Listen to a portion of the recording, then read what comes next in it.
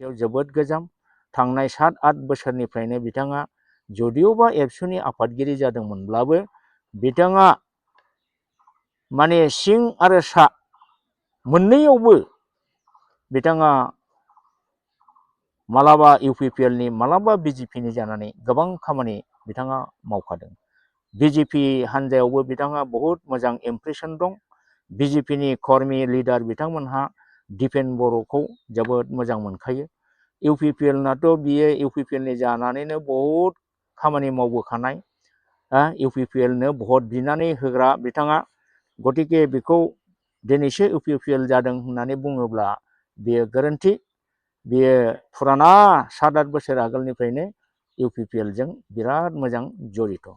दा दिपेन बर'आ इउपिपिएलआव हाबनानै एमएलए इलेक्सन गेलेनो नागिरनाय बाहायबो आं सान्दों हयथ' जोंनि आसामनि गिबि मन्थ्रि चाणक्य, आसामनि चाणक्य, दानि जुगनि चाणक्य होननानै जायखौ मिथियो, बिथांनि गोबां मोनसे बेवहाय षड़यन्त्र बा खैसार थानो हागौ। दिनै बे खैसारखौ आरो जों नुबावो। दिनै इउपिपिएल पार्टिया हांजोबखाबायमोन, जोबस्रांखानाय लामायाव फैबायमोन। दा जोबस्रांखानायखौ जोबहां अबस्थायाव जोंनि मानाव गेदेर गिबि मन्थ्रि बिथाङा दिनै राज्य सभायाव प्रमद बर' बिथांखौ एमपि दैथायहरनाया बे इउपिपिएलनो अक्सिजेन होनाय जादों। बे अक्सिजेनखौ मानो बियो होदों? बेहायबो निस्सय बिथाङा गोथौ राजनिति खैसार निस्सय खालामदों। मानो होननानै बुङोब्ला थांनाय बिटिसि इलेक्सनाव हाग्रामा महिलारिया गासिबो हान्जाखौ फेजेनजोबनानै 28 जन एमसिएलए देरहाहोनानै दिनै ग्रोम ग्रोम गभर्नमेन्ट दानो हादों। बिपिएफआ 28 जन केन्डिडेट देरहानायाव जोंनि गिबि मन्थ्रि डक्टर शर्माया मालाबाबो निस्सय गोजोननो हायाखै। बेनि सिङाव सिं बिराद खुद्रिदों, खामग्लिदों गोसोआ। आरो बिथाङा सिं समाय लादों जानो हागौ जे हाग्रामा महिलारिखौ आं आरोबाव खेबसे बाग्राय होनानै नायगोन। आरो नंखायनो दानिफ्रायनो बिथाङा प्रस्तुति लानानै प्रमद बर'खौ इउपिपिएलनिब्लाबो बिथाङा राज्य सभायाव एमपि दैथायहरनानै दिपेन बर'खौ इउपिपिएलआव सोनानै इउपिपिएलनिफ्राय देरहाहोनानै नेक्स्टआव बेनोबो माबा मोनसे मोजां बिबान होनानै इउपिपिएलखौ फोजाखांफिननानै इउपिपिएलनि दारै हाग्रामा महिलारि बिपिएफखौ फोजोबस्रांनायनि बेहा मोनसे मोजां माने खैसार बिथाङा दानिफ्रायनो जुरिजेनबाय, आं बेखौ सानो। दा बेनिखायनो आं बुंनो सानो हाग्रामा महिलारि बिथाङा गिबि मन्थ्रि हिमन्त बिश्व शर्मानि सायाव टटेलि फोथायजोबनो मालाबाबो नाङा। साबधान जानांगोन, बिराद साबधान। बिनि राजनितिक खैसारखौ माने बिथाङा बिराद मोजाङै नोजोर होनो हानांगोन।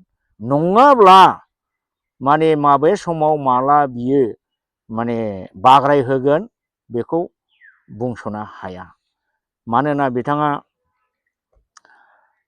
थांनाय बाराव 28 जन देरहानायनि सायाव बिराद खुद्रिनानै निस्सय दङ। बिथाङा बे खुद्रिनायनि दारै हाग्रामाखौ सायाव मोजांबाबो सिङाव मालाबा खेबसेबाव आरो गोग्गोमै बाग्राय होनायनि बे निस्सय फाव फान्दायगोन। बेखौ जोंहा हाग्रामा महिलारि सार बिथाङा मोजाङै एसे हुसियार सांग्रां आरो बिपिएफनि जेसेबां पिएमबिनि दैदेनगिरि दं बिथांमोनहा नोजोर होनाया मोजां। दिनै आङो माखासे केन्डिडेटफोरनि सायाव आंनि एसे मतामतखौ होनो सानदों। दिनै दतमा समस्ति, दा दतमा समस्तियाव बिपिएफनिफ्राय रबिराम नार्जारि बिथाङा टिकेट मोनबाय, इउपिपिएलनिफ्राय राजु नार्जारिया टिकेट मोनबाय। दा दतमा समस्तियावथ' दतमायाव दाखालिबो एमसिएलएआव जोंहा प्रकाश बसुमतारी बिथाङा देरहाखादों। आरो गोबां समस्तियाव दतमा समस्तिनि माबायाव बिपिएफआनो देरहादों। दा रबिराम नार्जारिनि फिल्डआ ओरैबायदि बर्थमानाव मोजां, बेखौ फेजेननांगौआ राजु नार्जारि बिथांनि थाखाय माने गोरलै जाया, माने जोबोद गोरा दावहा जागोन। अब्लाबो रबिराम नार्जारिनि खुन्थियाया ओरैबायदि मजबुत, बेखौ लोरेदबो सोमावनो हयथ' हानाय नङाखौ आं सान्दों। थिग बेबादिनो गसाइगाव समष्टियाव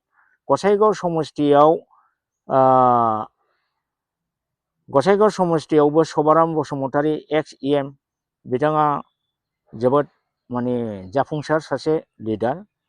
दा बिथाङानि फिल्डआ बिराद मोजां आरो सभाराम बसुमतारी बिथांखौ देरहागोन बे बिराद सियर। दा सभारामनि एगेन्स्टै जोंनि मानव गेदेर थांनाय रुंसारि अमृतलाल बसुमतारीनि फिसाला सोरबा एथम होननाया गसंदों, बिथाङा इसेबां इमेज गैया। दा बे हिसाबै सभाराम बसुमतारीया जे देरहागोन बे बिराद सियर जादों। दा आं बारा गोलावखौ बुंनो थांला। उदालगुरि समष्टियाव दिपेन बर' बिथांजों मानगोनां रिहन दैमारि बिथांजों जुद्धआ गोरा जागोन। नाथाय फिल्ड स्टाडि मथे रिहन दैमारियानो देरहासारनायनि मालाखौ गाननो हागोन, आं बेखौ नुहुरदों। दा बारा गोलावखौ आं बुंनो लुबैला। गुबुन गुबुन समष्टियावबो बिदिनो गोबां माने केन्डिडेटफोर दा नमिनेसन होगोन बा होगासिनो दङ। दा जोंनि खाथि खालानि माखासे MLA समष्टिनि बाथ्राखौल' आं बुंबाय। क'क्राझाराव सेउलि महिलारि बायद'आ गोबां भटआव देरहागोन। लरेन्स इस्लारि बिथाङा एबार हयथ' जेननायनि फारियावनो फैगोन, आं बेखौ नुहुरदों। खारन थांनाय बाराव जुदि केन्डिडेटखौ जों BPFना जुदि गोदान होयोमोनब्ला लरेन्सआ थांनाय बारावनो जेनखायोमोन। दा आंनि सुंद' थौले मेलेमजों आङो साननानै बिजिरनानै बेखिनि बाथ्राखौनो रायजोफोरनि सिगाङाव फोरमायनाय जाबाय। गोजोन्थों।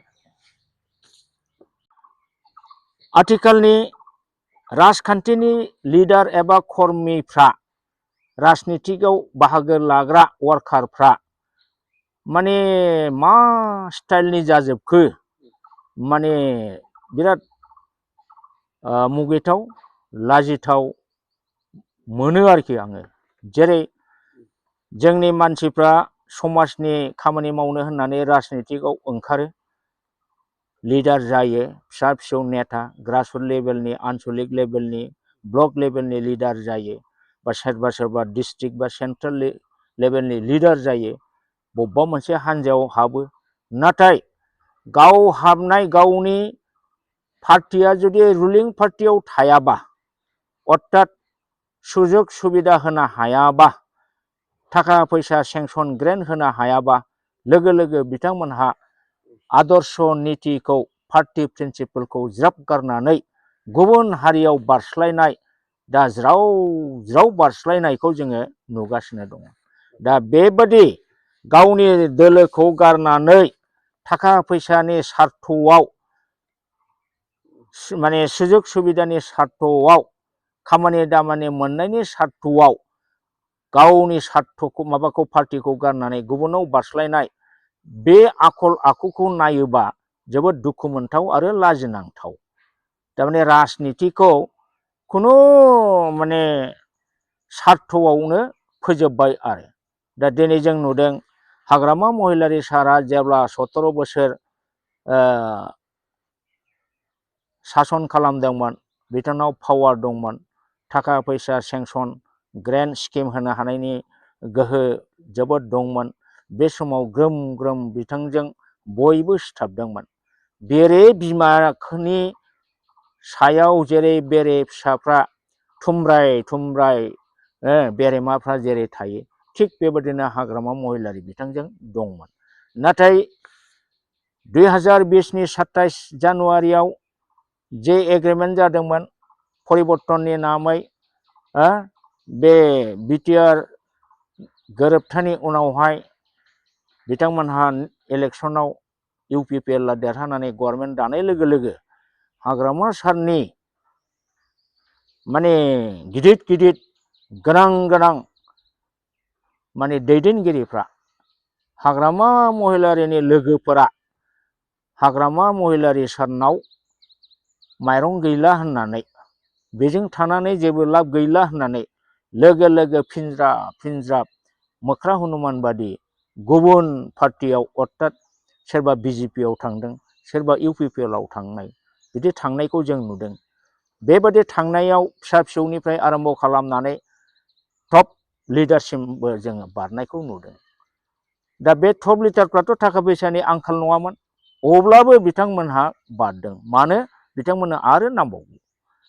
दा दिनै जों नुबाय बेफोरबादि जायफोर माने टप रेंकिंनि, जायफ्रा थाखा फैसायै दंखाजोबोमोन, बिथांमोनहा हाग्रामा पावार जोबनाय लोगो लोगोनो UPPL आव बारलांदोंमोन। आरो दिनै UPPL आ थांनाय BTC इलेक्सनाव जेननानै सरकारा बायबाय। हाग्रामा महिलारिया बिथांनि जेनुइन माखासे पार्टीनि कर्मीफोरनि लिडारफोरनि खाथिनायाव, गोबां सेनियर रायजो राजाफोरनि खाथिनायाव, बाथ्रा बुंनायाव रायजो राजानि गोसोखौ जय खालामनो हानानै बिथाङा थांनाय BTC इलेक्सनाव 40 जननि जायगायाव 28 जन देरहानानै गभर्नमेन्ट दानो हाबाय। दिनै ग्रोम ग्रोम बिथाङा दिनै सरकार दाबाय। सरकार दानायजों लोगोसे BTCनि पावार एन्ड फांसनखौ बिथाङा दिनै माने गोमानानै थांनाय पावार एन्ड फांसनफोरखौ एडमिनिस्ट्रेटिभ सिस्टेमखौ दिनै लाबोफिनबाय, सोलायफिनबाय। दिनै बेखौ नुनाय लोगो लोगो हाग्रामाजों थाङाबा माइरं गैला, मोनजाला, जानाय नंला होननानै गोबां टपनिफ्राय बटमसिम लिडारफ्रा बा राजनितिक कर्मीफ्रा दिनै हाग्रामा महिलारि सार दैदेननाय BPF हान्जायाव दिनै फालो फालो बारसोमगासिनो फैदों। जेन लेन्थन बाथियाव माने बेरे एम्फौफ्रा जेरै बारसोमो, थिग बेबादि बारसोमनाय बादिखौ जों दिनै नुनो। दा बे सिनारिखौ नायोब्ला जों नुदों बे माने डुप्लिकेट मेन्टेलिटिनि मानसिफ्रा दिनै बारसोमजोबनानै हाग्रामा महिलारिखौ बेंफबजोबनानै हाग्रामा महिलारिनि आदर्श नितिखौ बिथांमोनहा आरोबाव फोजोबस्रांनो माने थांगासिनो दं। जों बेखौ नुदों। दिनै डुप्लिकेट मानसिफोरजों हाग्रामा महिलारि सारा जुदि बेंखन जानानै बिथांमोननि खोथा बाथ्राजों, बिथांमोननि साजेसनजों जुदि सोलिनानै खामानि मावोबा आरोबाव बैबाराव जानाय बादि हाग्रामा महिलारि सारनि जेनाखि इम्प्रेसन, बिथांनि प्रति जे रायजो राजाहा जे अननाय दंमोन, बिश्वास दंमोन, बे जिनिसखौ नैबे डुप्लिकेट टाइपनि, 2 नम्बरि टाइपनि बारस्लायग्रा मोख्रा हनुमानफोर बादिनि मानसिफोरनि दारै आरोबाव बिथांनि इमेजआ नस्थ' जाफिननो हागौ। आरो फैगोन समफोराव हाग्रामा सारा जेनफिननायनिबो माबाखौ जों नुहुरो। दिनै सना रुपा हिरा मुक्ताखौ गाद्रा गुद्रा जाब्रा जुब्राफ्रा जोख्लोबजोबनानै दोनोब्ला बेखौ जों नुनो मोना। जाब्रा जुब्रासो होननानै जों बुंगोन। दिनै बे जाब्रा जुब्रा टाइपनि मानसिफ्रा हाग्रामा सारनि खाथियाव उफ्ले उफ्ले खालामनानै बिथांमोननि बे जोख्लोबनायाव मोजां मोजां फुराना कर्मी वार्कार बिथांमोनहासो गोमानानै जानगारनो थांनायनि लामायाव फैनाय बादिखौ जोङो दा नुहुरदों। आरो बे जिनिसा लक्षणा खिन्थु शुभ लक्षण नङा। हाग्रामा सारनि थाखाय बा BPFनि थाखाय बे अशुभ लक्षण। बेनि थाखाय हाग्रामा सारा बा BPF लिडारफ्रा सांग्रां जानाया मोजां। दिनै मोनसे खोथा दङ, गलि लाखानाय मोसौनो संख्रि होआ, मोसौ गोदाननोसो संख्रि होयो। थिग बेबादिनो गोदान गोदान फैनायनो खाबु सुजुग सुबिदाया निस्सय बिथांमोनहा मोनगोन। फुराना कर्मी सापर्टारा मोनाबो जानो हागौ। दा बे बाथ्राखौबो जोङो रायजो राजाया नोजोर होगासिनो दङ। आङो मोनसे खोथा बुंनो सानबावदों। जोंहा मानाव गेदेर दिपेन बर' बिथाङा दुलाराय बर' फरायसा आफादनि बेसेबा गोबाव सम आफादगिरि जाबोबाय।